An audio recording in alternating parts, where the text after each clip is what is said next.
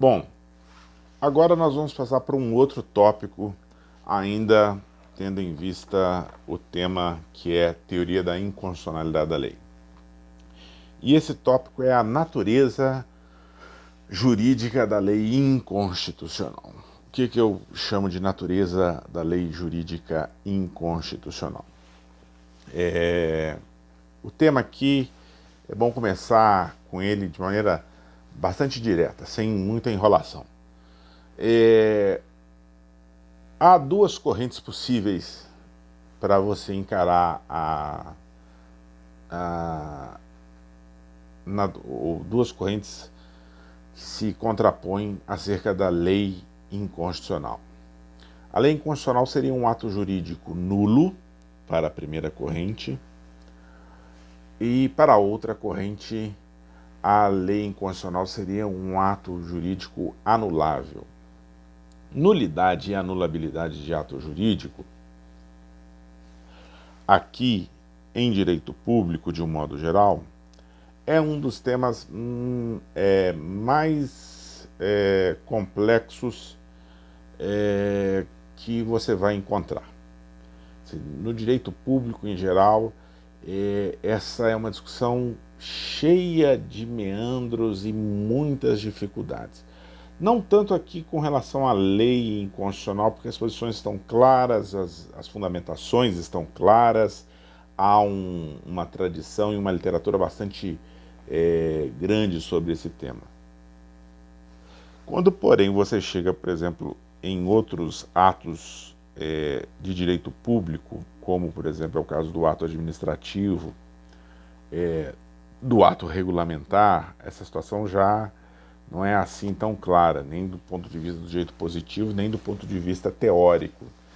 Há posições muito distintas sobre essa temática na seara do direito, especialmente do direito administrativo. Esse é um problema também de direito constitucional.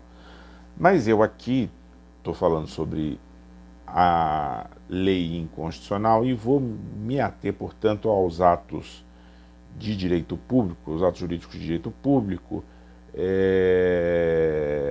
que são gerais e abstratos. Vale dizer, eu vou me ater à questão das leis. Se elas são as leis inconstitucionais, mais especificamente sobre as leis inconstitucionais, se elas são nulas, se elas devem ser consideradas como atos nulos ou atos anuláveis. Eu quero já deixar bem marcado com vocês que aqui vale pouco ou quase nada as noções que vocês aprenderam lá na teoria geral do direito privado. Há particularidades que eu não quero entrar em detalhes aqui, mas assim, que são mais ou menos intuitivas, para que você não se mantenha apegado àqueles princípios lá do direito privado. Lá nós estamos no campo da autonomia da vontade privada. Aqui os agentes públicos que produzem os atos jurídicos estão plenamente vinculados ao ordenamento, no caso especificamente o legislador, à Constituição. Portanto, não dá para fazer nenhum tipo de transposição sobre os princípios que orientam a classificação de determinados atos jurídicos de direito privado entre nulos e anuláveis para o campo do direito público. E então a gente tem que buscar fundamentos dentro do próprio direito público para classificar os atos de direito público como nulos ou anuláveis. Especificamente aqui, como eu disse, eu vou me ater à lei inconstitucional. Ato legislativo inválido, porque editado, embora por uma autoridade com capacidade legislativa, ato normativo pertinente ao ordenamento jurídico, mas produzido com algum tipo de invalidade ou desrespeito, portanto, à norma constitucional. A teoria da nulidade é, digamos assim, a candidata preferencial de todo mundo que tenha o primeiro contato com essa matéria, por razões mais ou menos óbvias. O poder legislativo, ao editar norma incompatível com a Constituição, estaria atuando no desrespeito de normas de ordem pública, às quais ele está plenamente vinculado, e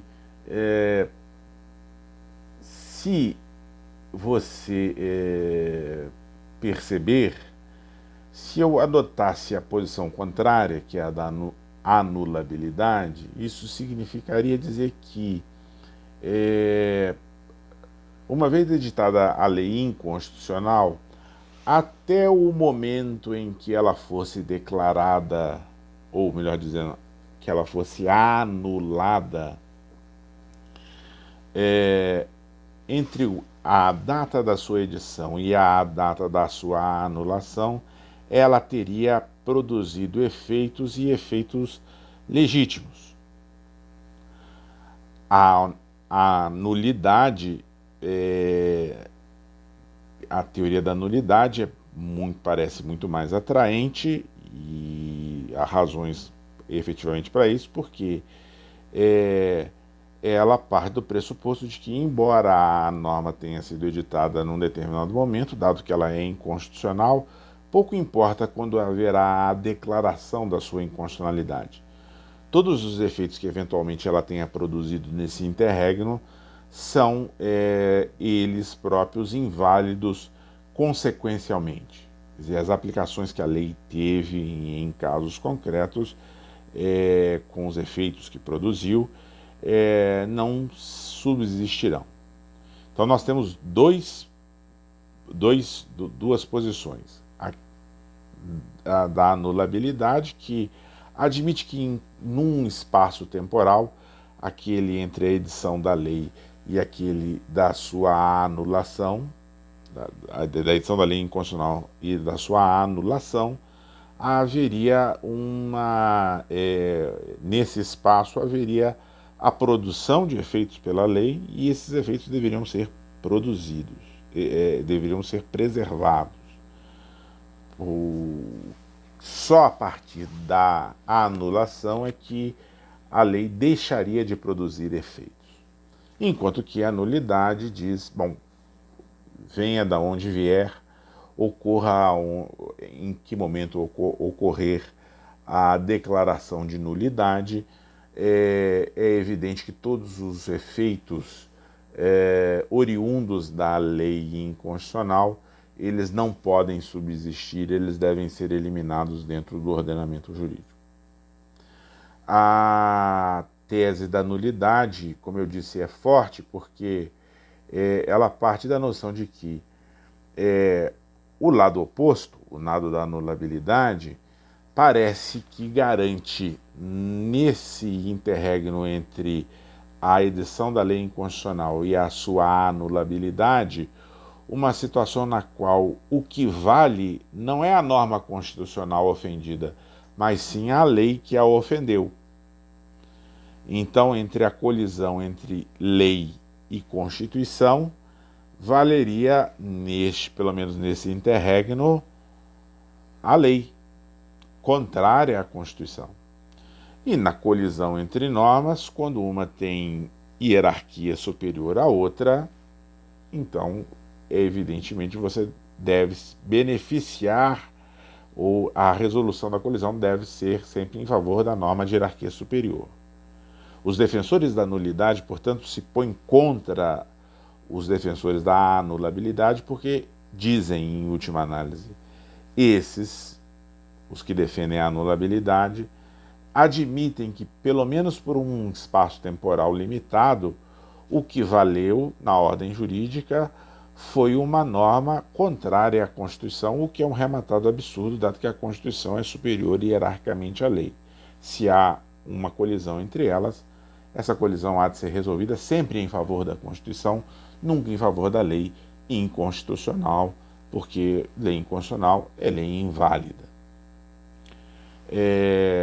No máximo que eu posso ter é uma aparência de lei, mas sem fundamento constitucional.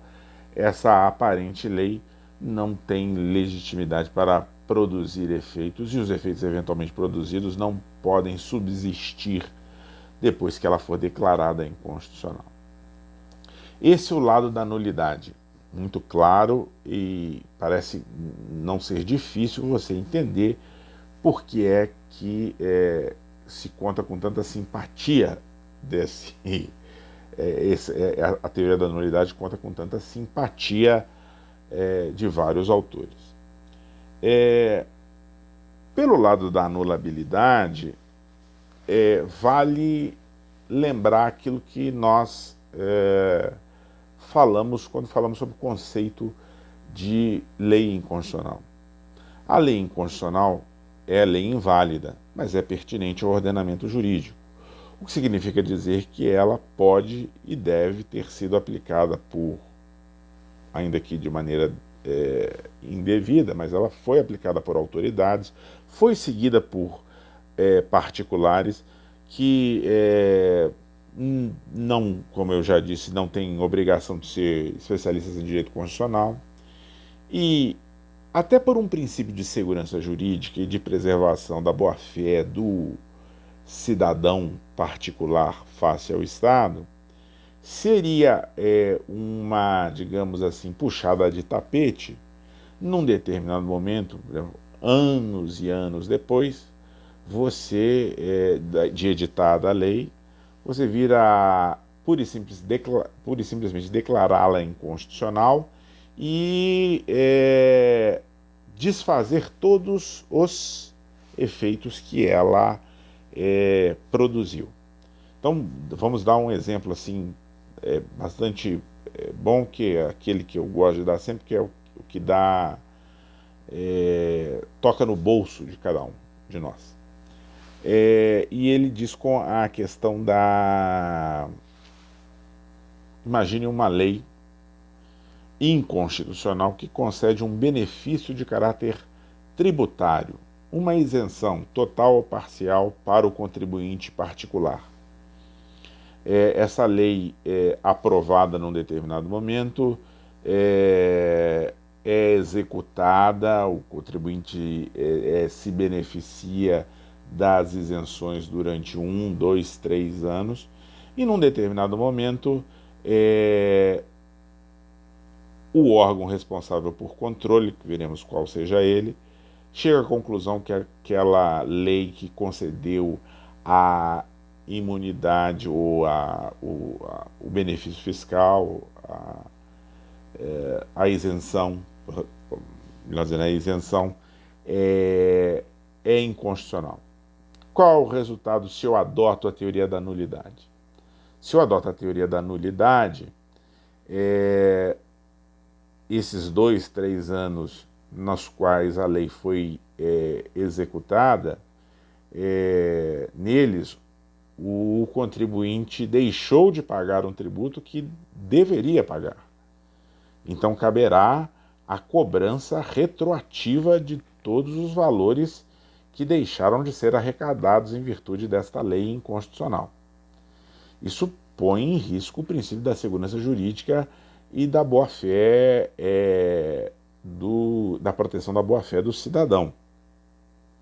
Esse é o grande argumento a favor da teoria da anulabilidade, porque, segundo ela,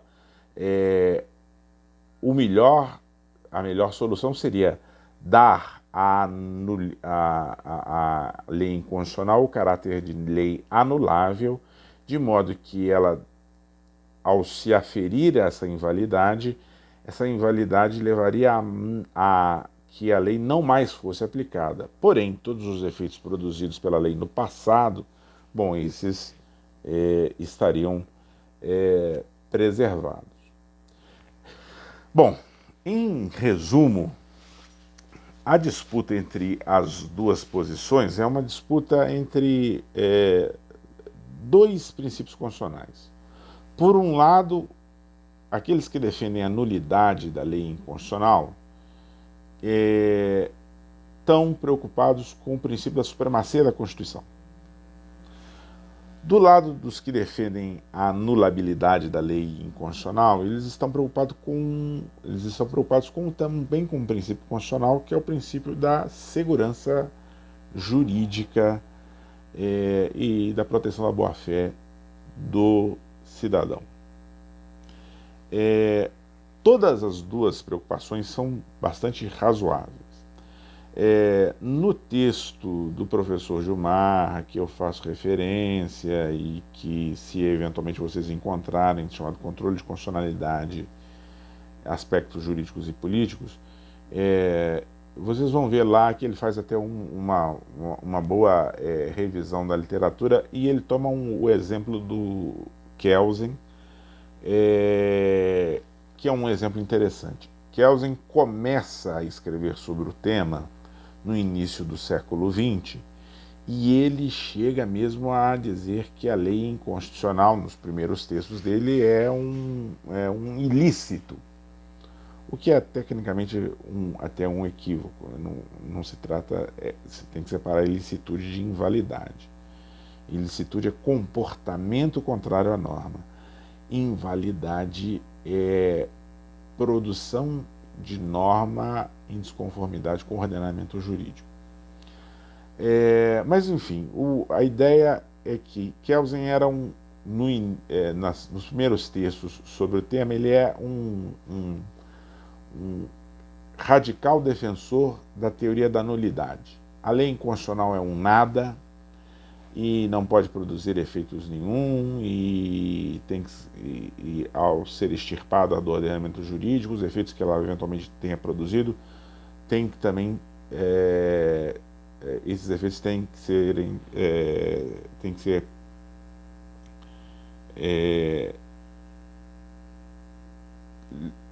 expulsos do ordenamento jurídico ou desfeitos na medida do possível.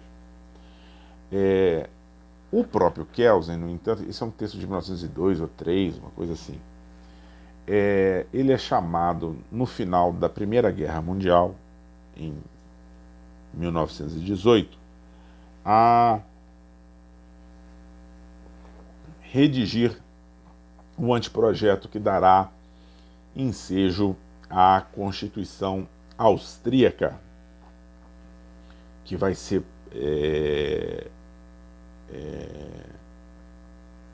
editada em 1920, a Constituição Austríaca de 1920, que, aliás, está em vigor até hoje,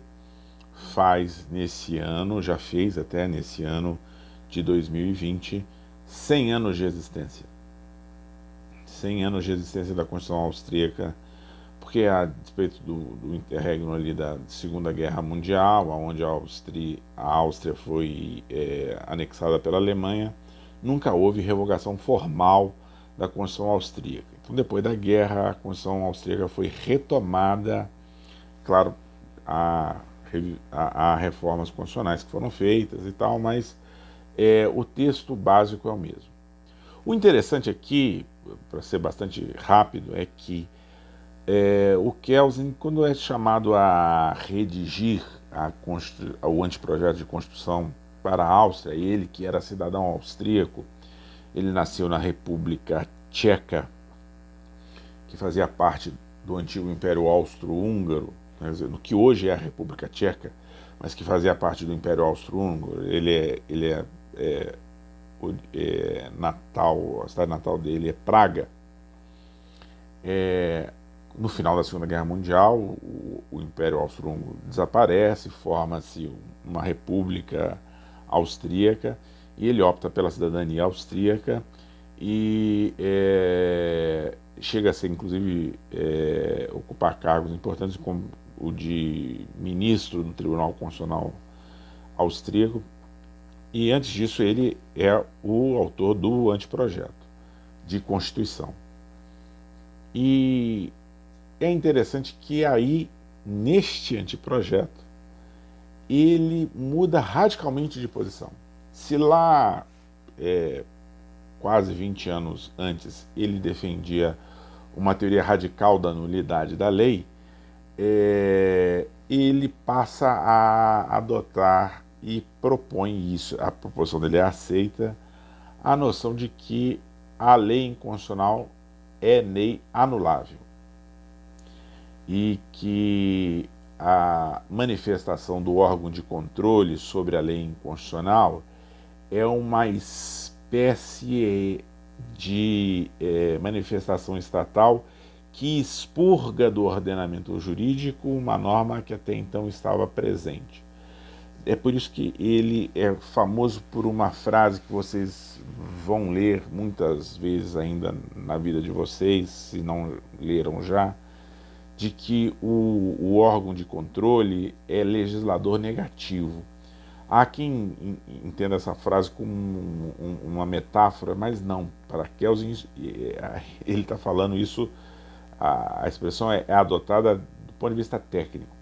Ele diz assim: o que diferencia uma lei inconstitucional de uma lei constitucional é que a lei constitucional só pode ser retirada do ordenamento jurídico pelo parlamento, pelo legislador. A lei inconstitucional pode ser retirada pelo parlamento e pelo órgão de controle jurisdicional, que aqui exerce função de legislador negativo, de legislador que expulsa a norma do ordenamento jurídico. Então ele tem essa mudança radical de posição. E ele muda radicalmente de posição porque com o tempo ele percebe as dificuldades inerentes à noção da teoria da nulidade da lei inconstitucional. Há já uma experiência bastante vasta entre os americanos naquele momento, lá no início do século XX, sobre as dificuldades da lei, da aplicação da teoria da nulidade da lei inconstitucional. Os americanos são os maiores defensores desta tese. A Suprema Corte, desde o início do século XIX, sempre defendeu que a lei inconstitucional é void, é nula. Mas no início do século XX já começa a ter de rever a sua posição e fazer algumas adaptações diante dos problemas inerentes à segurança jurídica que a gente já falou aqui. Não dá simplesmente para reconhecer ou fingir, melhor dizendo, que a lei não produziu efeitos, a lei inconstitucional muitas vezes produziu efeitos durante um período largo de tempo antes de ser detectada a sua inconstitucionalidade e antes do órgão de controle, no caso da Suprema Corte Americana, vir a fazer o controle da constitucionalidade declarando ela inconstitucional. Então é muito em função dessas experiências americanas que ele conheceu e leu, ele vai, portanto, adotar uma posição diametralmente oposta àquela que o constituinte, o texto, dele, acadêmico dele, defendia lá no início do século XX. Vocês verem que, para vocês verem que essa é uma questão tormentosa. Eu brinco em sala de aula sempre que, assim, vocês há ótimas razões para defender tanto uma tese quanto outra.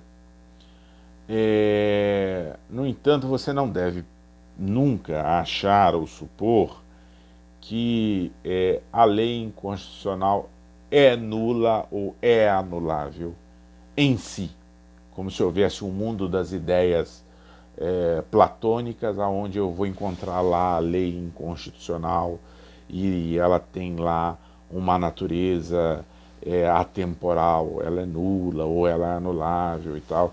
Eu até brinco também que no caso no dia do juízo final, ninguém diante do Pai Eterno vai chegar lá e perguntar a ele assim: olha só, Deus, meu Deus, desde o Constitucional 4 eu quero saber se a lei inconstitucional é nula ou anulável. E o meu professor não dava a resposta. Afinal de contas, qual é a natureza da lei inconstitucional? Não se trata de nada disso. Não existe uma solução atemporal e no mundo das ideias acerca desse tema. O que existe? Existe uma decisão do Constituinte. O Constituinte, ao formular a Constituição, ele tem que estabelecer qual é o tratamento que ele pretende seja dada à lei inconstitucional, uma vez que houver a decisão sobre a inconstitucionalidade. Noutros termos, é uma opção de direito positivo que cada Constituição de cada país há de fazer, ou pela teoria da nulidade ou pela teoria da anulabilidade. E dizer lá, olha, as leis eventualmente editadas em desconformidade com essa Constituição são nulas, ou as leis eventualmente editadas em desconformidade com essa Constituição são anuláveis. Essa, portanto, é uma questão que há de se resolver do ponto de vista da política constitucional, da política de legislativo constitucional. Foi o que o Kelsen fez em 20, quando fez a proposta no anteprojeto que acabou sendo aprovado para a Constituição austríaca e no ordenamento austríaco. Como regra, as normas inconstitucionais as leis inconstitucionais são anuláveis. E o Brasil? E a Constituição Brasileira de 1988? Ela tomou essa posição, ou estabeleceu claramente qual é a tese a ser adotada como direito positivo no caso brasileiro? Você vai ver na literatura indicada, no manual indicado, que a jurisprudência do Supremo Tribunal Federal, na vigência desta Constituição e de todas as outras constituições brasileiras republicanas, sempre adotou, muito por influência do direito norte-americano, a tese da nulidade. O professor Gilmar Ferreira Mendes dá razões pelas quais, indiretamente, embora o texto não tenha sido explícito, essa parece ser o pressuposto de atuação do Constituinte. O Constituinte, ainda que não tenha explicitamente dito, olha, a lei inconstitucional deve ser tratada como lei nula, ele dá pistas no texto no sentido da adoção, ainda que implícita, da tese da nulidade. Então, o tema é um tema a ser definido pelo direito positivo. Eu não vou entrar em maiores detalhes sobre as deficiências de cada uma dessas duas correntes, porque esse é um tema que nós vamos voltar a tratar dentro do controle de constitucionalidade. Aqui eu quero deixar registrado que, sendo esta uma decisão de direito positivo, e tendo-se adotado ou a teoria da nulidade, como é o caso brasileiro, segundo a jurisprudência do Supremo e a maior parte da doutrina, ou tendo-se adotado a teoria da anulabilidade, como é o caso austríaco e de vários outros países europeus, você não pode negar as dificuldades que tanto uma tese quanto outra apresenta. A teoria da nulidade deixa desguarnecida o princípio da proteção da confiança do cidadão, da boa-fé do cidadão, o princípio da segurança jurídica. E a teoria da anulabilidade, por sua vez, deixa desguarnecida o princípio da supremacia da Constituição. Então tem que haver, e parece que esse é o caminho que os vários ordenamentos jurídicos adotam, tem que haver uma noção de que, embora se acolha a teoria da nulidade ou se acolha a teoria da anulabilidade, o acolhimento de uma teoria ou de outra é sempre com o status de princípio. E aqui, princípio, eu estou usando a classificação do Alex estritamente. Princípio em contraposição à regra. O que significa dizer que o Constituinte brasileiro de 88, na esteira do que fizeram todos os constituintes anteriores na tradição republicana, adotou o princípio da nulidade da lei inconstitucional. Isso quer dizer que pode haver, e veremos que há, uma série de restrições a este princípio, o da nulidade da lei inconstitucional, previstas na legislação infraconstitucional. E a restrição do princípio da nulidade se dá, que em última análise representa a noção de supremacia da Constituição, se dá em função do princípio da segurança jurídica e da proteção da boa-fé do cidadão. Então aqui tem que haver um sopesamento no sentido realmente de uma resolução da colisão entre princípios constitucionais, onde se estabeleçam algumas exceções à noção de estrita nulidade da lei inconstitucional. Estou querendo dizer que, como veremos aqui, alguns dispositivos da legislação infraconstitucional permitem aos órgãos que fazem controle de constitucionalidade, embora o princípio seja da nulidade da lei inconstitucional, permitem a esses órgãos que preservem alguns dos efeitos produzidos ou os efeitos produzidos pela norma inconstitucional até aquela data. E aí isso nós vamos ver lá no controle de constitucionalidade. Quero aqui, para terminar essa última esse tópico, fazer uma última observação. O mesmo vale para a anulabilidade.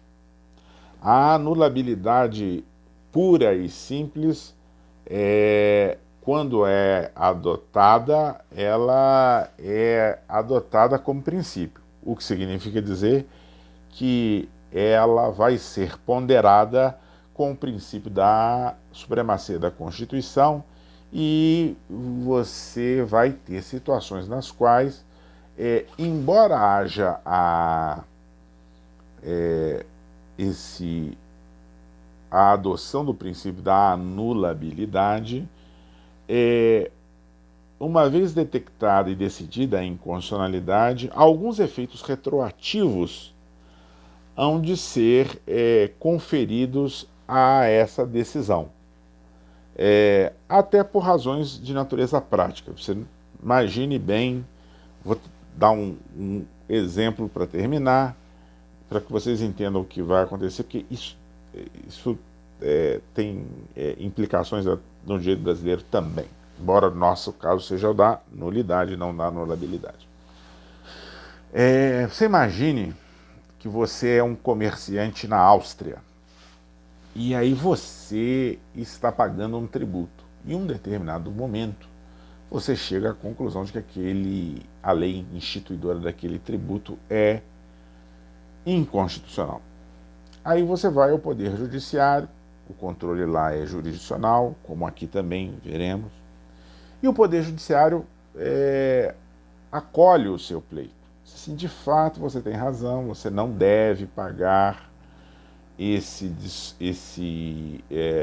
tributo, você não devia ter pago esse tributo incidiu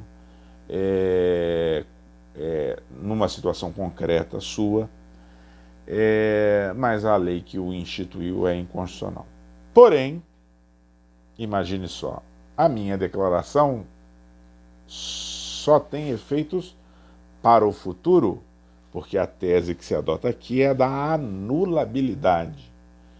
Então você, embora tenha razão, aquilo que você já pagou, tchau. Você não vai poder reaver. Você, então, ganha, mas não leva. Não foi por outra razão que já em 1924 a Constituição Austríaca teve que fazer previsões, ou foi emendada, para que situações como essa ficassem reservadas.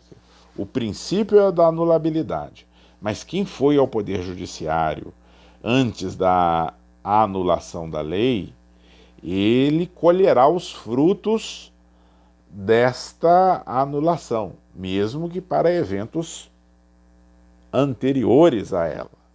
Então, no caso aqui do exemplo, o contribuinte que foi alegando que a cobrança é indevida, tendo em vista a inconstitucionalidade da lei que estabeleceu o tributo, esse contribuinte poderá pleitear a restituição daquilo que foi indevidamente pago por ele, dado que a lei que instituiu o tributo é inconstitucional. Com isso, eu falei na semana de hoje sobre as coisas gerais, sobre